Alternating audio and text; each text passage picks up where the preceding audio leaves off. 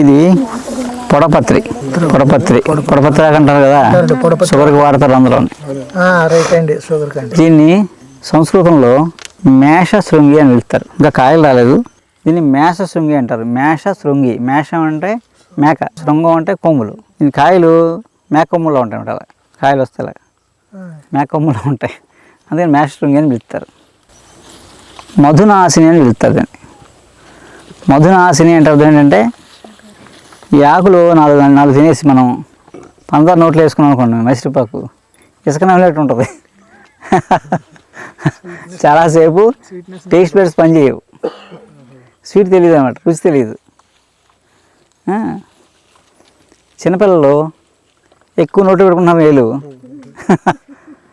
అప్పుడు ఏం చేస్తారంటే ఇది రాసేస్తారు అన్నమాట, నూనె రాసేస్తారు. లేదా మట్టి శుద్ధ తింటున్నారు అనుకోండి, ఈ రసం రోజు నోట్లో వేస్తారు. ఓ వారం 10 రోజులు వేస్తే మట్టి తినడం మానేస్తారు. అసలు మట్టి శుద్ధ ఎందుకు తింటారు? డిఫిషియన్సీ వీళ్ళకి. శుద్ధ తింటున్నారంటే అర్థం అంటే కాల్షియం డిఫిషియన్సీ. చాక్ పీసులు బలపాలు తినేస్తాను అనుకోండి, గోవన్ గొక్కుని సున్నాలు తినేస్తాను అనుకోండి, ఆడికి కాల్షియం లోపని ఆయన కొట్టకూడదు, కొడితే మండు ఆడు అది మారిపోతాడు, మైండ్ మారిపోతుంది. ఆడికి ఏం చేసేవారు, ఆయన కొట్టేవారు కాదు, ఇటు గోకుతానంటే ఇది తక్కువ. కాల్షియం డిఫిషియన్సీ ఉన్నా, ఐరన్ డిఫిషియన్సీ ఉన్నా ఒకే మందు. ఈ ఆకు రసం రోజు 4 చుక్కలు ఆ నోట్లో వేసేవాడు. వేస్తే కొన్నాళ్ళకి మానేసేవాడు. ఎందుకు మానేసేవాడు? సైంటిఫిక్గా ఎలా పనిచేస్తుంది ఇది? లోపలికి వెళ్ళి, అంటే ఆ రోజు అన్నీ తింటున్నాడు కానీ కాల్షియము ఐరన్ అబ్జర్వ్ అవ్వట్లేదు. అంటే బాడీ రిసీవ్ చేయకూడదు. ఆ మెకానిజం ఏదో డిఫెక్ట్ వచ్చేసినట్టు. ఆ డిఫిషియన్సీ ఉందని మనం కాల్షియం టాబ్లెట్లో ఐరన్ బయట నుంచి ఇచ్చినా ఉపయోగం ఉంది? ముందు తీసుకోవాలి కదా, బాడీ తీసుకోవట్లేదు. ఇప్పుడు ఇంట్లో 10 నలుగురు ఉన్నామండి, నలుగురిలో ఒకరికే కాల్షియం డిఫిషియన్సీ వచ్చింది, ఐరన్ డిఫిషియన్సీ వచ్చింది, మరి మిగతా వాళ్ళకి రాలేదు. అందరూ అదే ఫుడ్ తిన్నాం కదా, అలాగే ఎందుకు వచ్చింది? అలాగే నాకు కాల్షియం టాబ్లెట్లు ఐరన్ టాబ్లెట్ ఉపయోగం ఏంటి అంటే, వాడికి అది అబ్జర్వ్ చేసుకోవట్లేదు, చిన్న డిఫెక్ట్ ఉంది. అలా మనలో ఐడియా చేసి పిల్లల్ని ఈ ఆకు రసం ఇచ్చేవారు. ఈ ఆకు రసం ఏం చేసేది, దాన్ని సెట్ చేసేది అనమాట. ఆ అబ్జర్వేషన్ చేసుకునే సిస్టమ్ని డెవలప్ చేసేది అనమాట. అప్పుడు వాడికి తిన్న దాంట్లో మళ్ళీ వంట పెట్టేది, దాంతో ఫినిష్. అంటే ఒకసారి వేసుకుంటే ఆడి జీవితంలో మళ్ళీ కాల్షియం డిఫిషియన్సీ కానీ ఐరన్ డిఫిషియన్సీ కానీ వచ్చేది కాదు. మనం జీవితాంతం కాల్షియం వేసుకుంటున్నాం, జీవితాంతం ఐరన్ వేసుకుంటున్నాం అలా. అయితే దీంతో ఒక 100 రకాల జబ్బులు తగ్గించుకోవచ్చు. షుగర్ పేషెంట్స్ మామూలుగా ఇది షుగర్ తగ్గుతుంది తింటారు కానీ షుగర్ లెవెల్స్ తగ్గవు. ఏం తగ్గుతాయి అంటే డయాబెటిక్లో నీరసం తగ్గిపోద్ది. షుగర్ పేషెంట్స్కి విపరీతం ఆకలి వేస్తుంది, ఎంతైనా నీరసం వచ్చేస్తుంటుంది. అదేందా అతి నీరసం, ఎన్ని బి కాంప్లెక్స్ వేసుకున్నా ఏం పని చేయదు, కాసేపే మళ్ళీ నీరసం. ఈ ఆకు అంటే పొడి కాకుండా ఆకులు ఎండబెట్టేసుకొని దాచుకోవచ్చు. రోజు 4 ఆకులు ఇంత గ్లాసు నీళ్ళలో వేసేసి రాత్రికి పొద్దున్నే ఆకులు తీసి వడపోసేసి ఆ నీళ్ళు తాగాలన్నమాట. అలా తాగితే డయాబెటిక్ తాలూకు వీక్నెస్ తగ్గిపోతుంది అనమాట. షుగర్ పేషెంట్లకి నీరసం అన్నీ తగ్గిపోతాయి.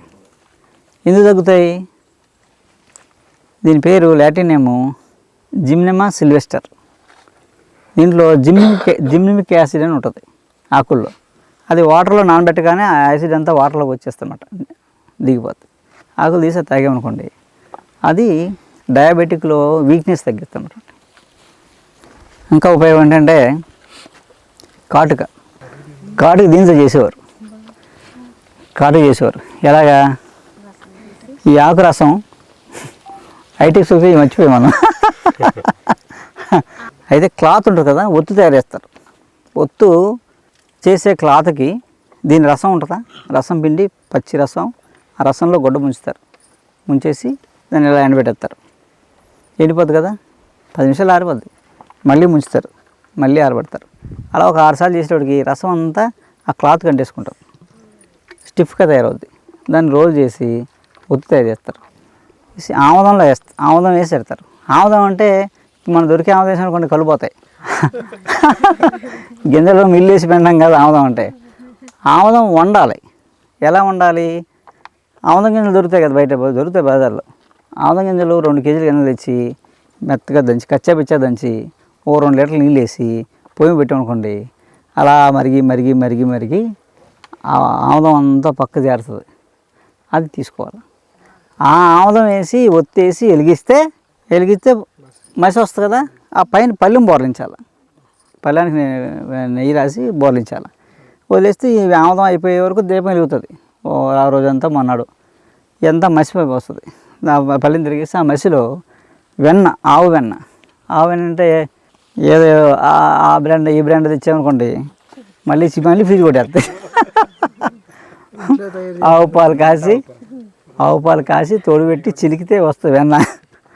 ఆ వెన్న కలిపిదికి కాటుక చేసుకోవాలి. ఈ కాటుక 100 సంవత్సరాలు ఉంటుంది.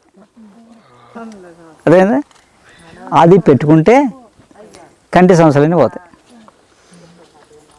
ఈరోజు మనకి కళ్ళద్దాల కారణం ఆర్టిఫిషియల్ కాటుకలే కొన్ని, అసలు పెట్టుకోవడం మెయిన్ కారణం, ప్రధాన కారణం పెట్టుకోకపోవడమే.